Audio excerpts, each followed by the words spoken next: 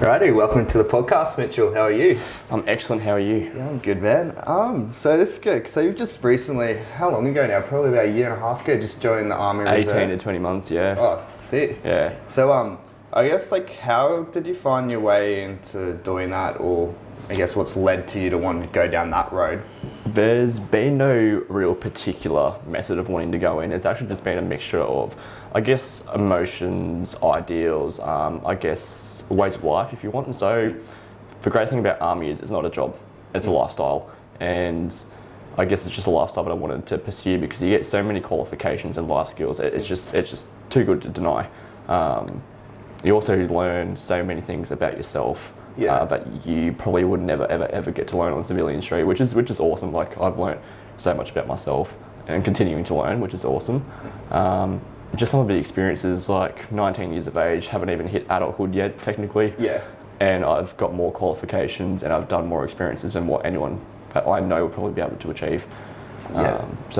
It's crazy because it's like, I guess that's how we should look at jobs as generally. We should look at it as a lifestyle, not a job. Yeah. It's like we get forced to pick careers and all that, but we don't realise that you've got to make it your livelihood. You've got to actually enjoy it. That's it. And you've got to get like a lot of benefits out of it. As like with the Army, you get like a lot of personal benefits out of development and like, fitness and all that kind of stuff. Yeah, 100%. I find if you look at it as a lifestyle rather than employment, it's actually a lot easier on your mentality as well, because when you think like you got a 9 to 5, you're like, oh, I have to go to work. You just work just sits heavily on your mind. You grudge for the day and you're just not happy. Whereas if you get up and you think, oh cool, I've got this class here, I've got PT there, I'm gonna go to the shooting range at like 3, you're happy. You're like, oh cool, just another day, just get to do a couple of activities.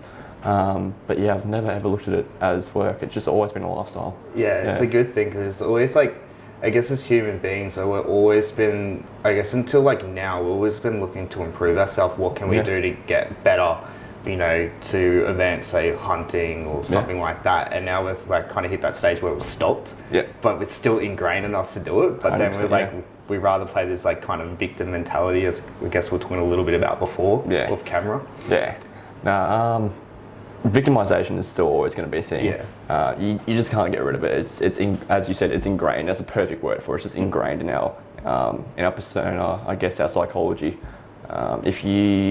We've all played victimization. I've done it before. You've probably done it. Like, we've all done it. Families all done it. Yeah. It's just one thing you can't shake off. You can discipline it, 100%. But it's just one of those things that you can't get out of your psychology. I think it's more just learning how to quiet the noise down of it. It's like, oh, poor me. It's like, no, you got this. There's no poor me about this. You're in control of all your emotions. You're like the outcome of your life, pretty much. Yeah. You don't want to subdue it either. Otherwise, you'll just become real angry prick of a person. I guess the better word for it would be suppress it. If you suppress it, you get to learn a lot more about yourself, and that's where humility comes into it. The more humility you have, the better person you'll be, a better employer, a better father, son, family member, soldier especially. And once you learn humility, it allows you to take account for more of your actions, and it will discipline you, build you into a stronger person, more loyal to the cause, I guess, or loyal to a cause, depending on what you're working towards. But that's why I guess like self-awareness will be a big thing. It will come full on all those categories there. That's it. Yeah, man. What would be like, say, like with say like the Army and that, what would be, say, the mindset, or I guess it goes behind that, or you have to train yourself to be like? It really depends. It's very situationally dependent. I can rattle off a couple of situations. So recruiting, that's a whole new situation in itself. Going through training, going out on a field exercise. I haven't been on an overseas deployment yet, but being deployed, that's a whole new mindset. And when it comes to self-awareness, like I remember in recruiting, I was just like everyone else. I was very, I guess, more of an individual. And then going into recruiting, just like all those movies, buzz cut, you're nothing, you're a number, you're not even a person. It's very shock. They call it raise week. It's, I have a term of it, shock of capture. You're just there for a week. Yes sir, no sir, yes ma'am, no ma'am. Like, you are literally nothing. And that's where the victimization comes into it, because you think, oh, I'm being targeted. But what you don't realize through your self-pity is that everyone else in your platoon, section, company, whatnot is exactly in the same boat. But once you get towards the end of the week and then those individual walls start breaking down, you start working as a team, you realise just how strong you guys could have been from the start, but because you're playing victim, you had no idea what power there was at the beginning. Yeah, that's crazy when you like put it in that kind of context. Yeah. Because like we all play this role, like even though like being by yourself and in an individual is very important, but you also need a good team around you. And because we're so busy, like say in society, being an individual, that we don't like to support or go out and supporting other people. That's it, yeah. And realizing the only way to really get someone is having a great team behind you. That's it, yeah. It's, I don't even know how to put it. If you just picture a box of jigsaw pieces, right? Each piece has their own like worth and whatnot in the puzzle, and you know, even disassembled, it's still a puzzle. But when you're all assembled, it's a creative piece. Yeah. Yeah. So the more collective you are, the more team effort you put into a collaboration, you're more effective as a team, and even as an individual, as part of a team. Yeah.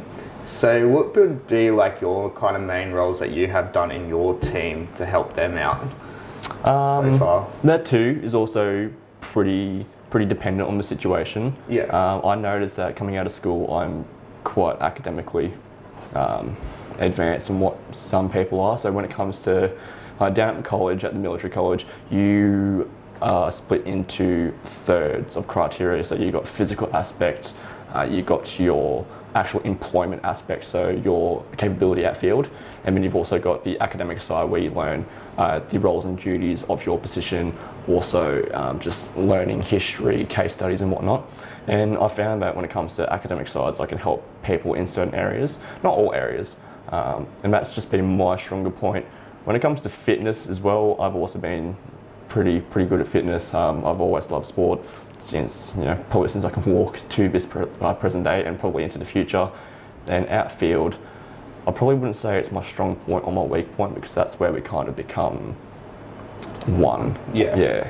So like, how would you guys like work towards goals? Because I've heard before, like watching say other people's podcasts and that, it's normally they give you the goal where to get to, but it's your job to work out how to get there. Yeah. So how would you guys manage how to work towards that and then overcoming the hurdles along the way? Well, it's actually been a pretty difficult pathway, because where I'm at the college, you are trained to become a commissioned officer in the Australian Army. So once upon graduation, you will be in charge, depending on what corps you're going to, of between 35 to 40 young men and women. You also could have a couple of troops in there if you're going to a transport corps. However, the bad thing about going into an officer academy is the whole ideology of too many chiefs and not enough Indians. Yeah. So what we usually do to break it down is we nominate a leader for the day, for the task, for the hour, whatnot, and then from there we work through it. And if we pick up on any low shots or downfalls, we pick it up, not in a condescending way, but in a almost a critical learning way. Just like, hey mate, you're falling a bit low here, just like try and pick it up here, or you give them a hint and whatnot. And it's really good, the teamwork down there, because you've all gone through the same kind of storm as everyone else. Respect each other. Yeah, exactly. If that was out in Civvy Street, the person would be, shut up, you don't know what you're doing. But down there, we're just like, oh, thanks man, you really picked up on that one. And then just smooth running from there. Because it comes down to like when you go out on field, it'd be like a more of a life and death situation. Very much so. And if you did that to someone, you'd probably all die. Yeah, 100%. And although it's very simulated, like we know that they're using blank ammunition, we know that we're not going to get shot, but that's not the mentality you want. You want to pretend that those people out there have the intent of killing you. You need to have the intent that those rounds are very much live and very much capable of essentially making you deceased. Yeah. So very simulated, but you have to have the mentality, but it's also very lethal. Yeah. So we'll go back to a bit of the leadership stuff. So how would you find the leadership you have learned in the army where you could apply it into real life situations? I noticed that a lot of people, so ex-service members coming out of defence, when it comes to their leadership, they either go into a management role because they've had the responsibility of taking active command of their troops, personnel, whatnot. But when it comes to leadership, it's much like our fingerprints. It's very, very different methods. Yeah. You've got a couple of people, like we were talking about Gary Vee. Yeah. He's got a different leadership perspective. He's very relaxed. The man's in his 30s, 40s, and he's still playing video games as a CEO. Yeah. And then you've got the likes of Corporal Mark Donaldson, who won the Victoria Cross for Australia back in 2009. He was a corporal. He was in charge of 10 people, no more, no less. Yeah. And the man ran 300 metres across open ground in machine gun fire to pick up an Afghanistan interpreter who had been shot in the face. And then he ran the 300 metres back to safety. Like, leadership is very, very different in its own aspects. I feel, that's why I feel like we all can be leaders, but we all don't have the confidence to be leaders. That's it. It's just like, I guess it's something, it would be a good kind of thing to be taught in school. Yeah. Instead of being like, you have to elect your leaders. Yeah. Like, have like a different person lead kind of roles each day, work, and then figure out your strengths and then stick with them, and then you can help other people with their weaknesses. Definitely. And like, school is a great method. Like, I can still confirm to this day, I've never had to use Pythagoras theorem, ever. But if I had have learned a couple more critical social skills, I reckon I could be more confident as a person today. Definitely. 100%. Because school misses, like, it does give you that little bit of education, but it misses out on so many social factors. It does. Something like basic. Like, I was listening to a podcast or a little video from a podcast, and something they critically miss out on is how to sleep. Yeah. And like, how many people have problems going to sleep each day? So simple yet so critical. Yeah. But they expect everyone to be able to know that. Yeah. Yeah. And it's like, even with like communication and body language, which we should all be taught in school, but we miss out on that. So I guess too, do they teach that in the army too? Like, they do in their own way. Yeah. It usually starts with them completely stripping you down to nothing, almost nothing, next to nothing. And from there, they teach you, but it's up to you as an implied task to do it yourself. And you'll find that those who cannot build themselves are the ones that usually pull out. That's a good way of doing it. It's like, here's the task, work it out for yourself. That's it. And it is mentored, it is guided. It's not just like, get in there, no assistance, no nothing, turn your back and walk away. It is mentored. It may be in a very disciplined and sometimes harsh way, but at the end of the day, you just got to cop it on the chin. Yeah. And you just got to work your way through it, You got to have thick skin, especially if you are, like, if you respect their opinion, you won't take it to heart. You'll be like, okay, I get that. Because I know sometimes when you don't respect someone's opinion, you take it to heart. Yeah. And it's a massive difference. Very, very sensitive. Like, as we were talking before, like off camera, the generations predecessing us are becoming very, very sensitive. Yeah. Yeah, and that is, it's just not going to work out.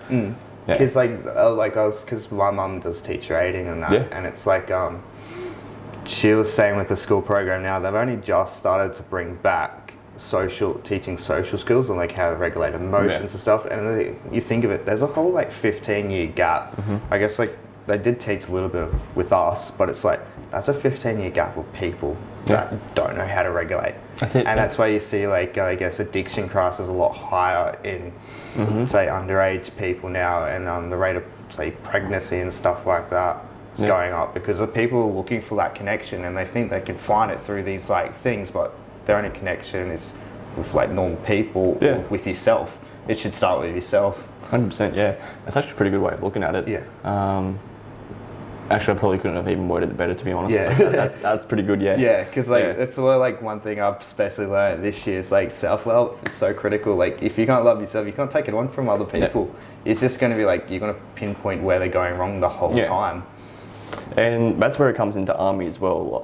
I won't use the word self-love, but I'll use self-professionalism and development, because at the end of the day, like when we knock off work, we go back to our room, like, high school kid, someone knocking off work will go back and enjoy a drink or something and watch TV and go to bed. But my day doesn't finish until my bed hits the body. I go back to my room. I am very critical of my field gear because my field gear, or as a really good officer whose name and rank I can't disclose, said to me that you are reflected on your gear, very much so. So if your gear is a shitstorm, you'll be looked at very poorly. That's the same as when Jordan Peterson said in one of his books. Yeah. It's like with your bedroom reflects you. Exactly, very much so. Yep, 100%. I've actually seen that. It's really good. And he's like, right, like that's why like I think you've shared it before, like how making your bed. Yeah. It's like I find it's the most important task. Because although you may make your bed and you may have a shit day, you will come back to a bed that you made. Yeah, that's it. And it helps to trigger those little tasks, like you triggered, like, because not a lot of people are morning people. No, and like, that's the hardest. I'm definitely not a morning person. Yeah, and I'm just like, I've just recently, I've had to change my morning routine because I haven't been able to master the morning over the last couple of months. Very much so. And I've noticed it's a lot easier to master things when you're going through, like, I guess, a painful situation. It is. And and then when you're not going through those painful situations, it becomes harder because you become relaxed, comfortable, and the rest of it. So you got to eventually train your mind, even when you're not going through pain, to be able to do stuff. Yeah, that's it. That was a massive culture shock for me as well. I'm not a morning person, but every morning down in the college, I've had to adapt and change it to better myself as a soldier. So I get up depending on the season. Winter, obviously, sunrise is it's prolonged, and also in summer, it comes up a lot earlier. So usually, for the better part of the year, I get up around about 4:30 in the morning. I go to the gym. I work out for about an hour and a half, go to breakfast, come back, clean my weapon, iron a uniform, put it on, and depending on the curriculum for the day, we may have another PT session, which is all right because I've already warmed up for my gym session. And from there, I just find that's a healthy way of starting the day. And getting out, like, winter down in Canberra, you're looking at between -11 and -1. So where it's very fresh. It wakes you up. It's like getting like exercise done in the morning is probably like crucial. I've kind of stopped doing it as much because I've noticed my workouts, I don't get as much out of my workout in the morning as I do in the afternoon. But it's still a crucial part of my day. And it's also like going back to it's like David Gargan said this: do something that sucks every day. And you'll build those calluses on your brain. Yeah, very much so. And like, I like doing my exercise in the morning because I dedicate the afternoon to assessments, homework, cleaning, whatnot. And it's not critical that you do exercise in the morning or the afternoon. You could do it in the midday, you could do it every third day or whatnot. But as long as you're getting out there and giving your body that break from the lifestyle that you are currently undergoing, it's healthy on the mind. That's it. And that's why I always say isolation's a really good thing too. Just spending like 5-10 minutes a day by yourself with your thoughts and doing nothing. Everyone's so against isolation, but to be honest, I work so well in isolation, and when it's necessary to work in a team, more than happy. It's easier. Like, I find it so much easier if I spend that 5-10 minutes a day by myself, or even 20, and I'll come in and say, I'll go write in my journal or something, I'll kill it. Or I'll go do, say, a podcast, for example. Like, you do pretty well on that, or you go do a team event. Something like that. And it's when I don't do those isolations, my day, I'm not with it. Like, even pre-enlistment into defence, my coping method was just isolation, whether it be music, reading, kicking a ball, whatnot. And even to this day, it still is. If I'm with one of my mates from defence, I will talk to them because I probably have more of a mutual understanding with them. I feel like I can connect with them more based on the experiences that I've gone through. Maybe not so much around my civilian mates. I just find that it's not frustrating, but it's hard to convey to them what I've gone through and them not having a mutual understanding of it. I do find that quite a bit because the more you grow as a person, and like everyone grows in different ways and at different times. And it's the same thing with everything. Like when you grow, it's kind of harder to adapt to your old, like I want to say your good friends, but your old friends, because they haven't grown. If they haven't grown with you, it's very hard to like, see eye to eye to them. And you definitely grow as well. Like coming out of recruiting, which for me was about 8 to 9 weeks, I thought I hadn't changed at all. I just thought it was normal. Then I stepped in a shopping centre for the first time in 9 weeks, and the amount of people that cut me off as they walked, like people being slowed behind their trolleys, it's to the normal person that it's nothing. It's an everyday occurrence. But for someone who has been disciplined to timings, like by the second, you have to have perfect uniform, everything immaculate. It's just small things that get on your nerves, and it gets overwhelming as well. But that's where the importance of friends, family, colleagues come in, because you can decompress, you can declutter, and that's pretty much a suppressant to, I wouldn't say anger issues, but what could be the potential accumulation of anger. And that's also when you come back, because it's coming from such a disciplined environment, and then you come into reality where you don't have to have discipline, and a lot of people don't. They lack it a lot. And it's like discipline is probably one of the biggest things to get anywhere you want to go. Like discipline's freedom. Like if you can't stick to a task, how do you expect to accomplish big things in life? And there's all different forms of discipline as well. Like you got your lower forms, your intermediate, and then you got your extreme forms. Like discipline could be something as simple as getting up and making your bed in the morning. A lot of people get up and just leave their bed sheet just in a mess and go to work, go to school, whatnot. But those people who take the time to make it, make breakfast or whatnot, but although without even realising it's a schedule, and to make a schedule, you have to be disciplined in it because you have to have the discipline to follow that schedule. Yeah, that's 100% it. And it's like, I guess like it also too, it's like with those people, a lot of them don't have a good role models that show them that kind of stuff. Yeah. But like the best thing with the internet though, you can kind of learn it on the internet. Yeah. But going with like say the role model thing, who would say like some of your biggest role models currently? I have got 3. 2 of them are defence and 1 would be civilian. The civilian would be Gary, as we discussed off camera. But we know about him because he's very public. Yeah. He likes to be heard. Yeah, he's a very open man. But going back into the 2 defence ones, one of them would be Corporal Mark Donaldson, as stated previously, because for his whole adulthood, he couch surfed. His father died of a heart attack when he was 11. His mother was adopted and murdered when he was 15. And he just couch surfed. He went over to Canada, he did some work over there, came back to Australia, got on a really bad drug addiction, and then decided, stuff it, I'm just going to go into the army. And he did. And his childhood actually seasoned him perfectly to be accepted into Australia's Special Forces branch. We got 2, you got the Commandos and you got the SAS.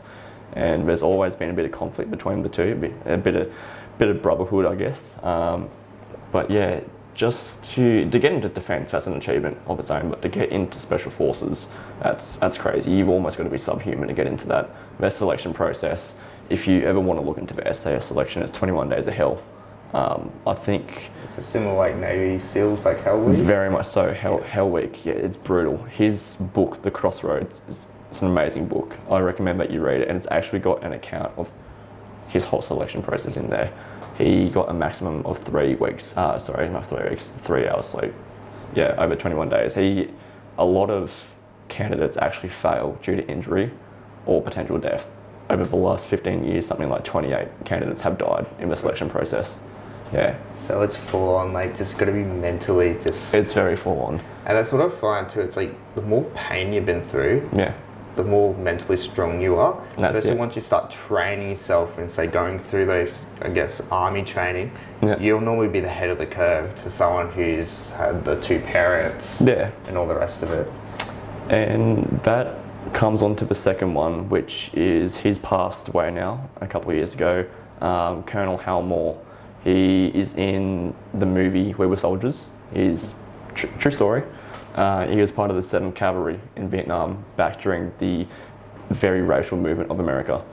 And before his troops got deployed to Vietnam, he had a speech in front of all of them, 900 men in total. And in that speech he said, "I do not care what race, creed, or what colour your skin is, or by what name you call God, I will bring you home. I can't promise you'll be alive, but I will bring you home dead or alive." Yeah, there was no segregation in his company whatsoever. He said that there was blacks, Cherokees, Jews, Gentiles, Protestants, Catholics. They were all the same to him. There was no discrimination. And he actually was part of a battle that no one knew of until, I'd say, the late 90s, where he was tasked to go up against what was predicted to be a Vietnamese platoon, about 30 men. And he took a company of American soldiers, which is roughly 300 men, and he landed in a helicopter zone. There was no cover, no trees, it was a grass field. And surrounding him in the mountainside was a Vietnamese division, which is 30,000 plus men. And you got 900 men with you. And he was besieged in that for 18 hours, and he actually drove the Vietnamese out of the mountain and retreated. He lost 11 men, and the Vietnamese lost just over 15,000. That's crazy. Yeah. It's insane. Hearing some of these stories and stuff. But yeah, I'd definitely love to have you back on with these stories and stuff. 100%. But yeah, that's fascinating. Yeah. But anyway, with final question, man, what is the legacy you want to create? Legacy I want to create? I don't actually have too much of a legacy, to be honest. I just want to continue serving this nation. This is where it gets a little bit personal. Growing up with mum, single mother, I was her only child at this age. We had, I wouldn't say next to nothing, but not too much. We didn't have too much financial support. Then my grandparents, they were our biggest support. sadly, my grandfather passed away about 3 or so weeks ago, and has left my grandmother. But they were probably the biggest influence on them. Like, just we didn't have a silver spoon, we didn't have the finest food or whatnot when I was growing up, but I was grateful for all of it, and it makes me feel good knowing that there's people like that in our community. And those are the kind of people that you want to protect and help them keep flourishing throughout the community. So essentially what I want to do is just, it's pretty cheesy, pretty straightforward, just protect what I love. Protect those that I love, in the hopes that those who grow up before me and continue growing after me will be able to cherish what I've had as a child. That's a good way, man. That's sick. I like that. Yeah. Too easy. Thank you so much for coming on, man. No worries, man.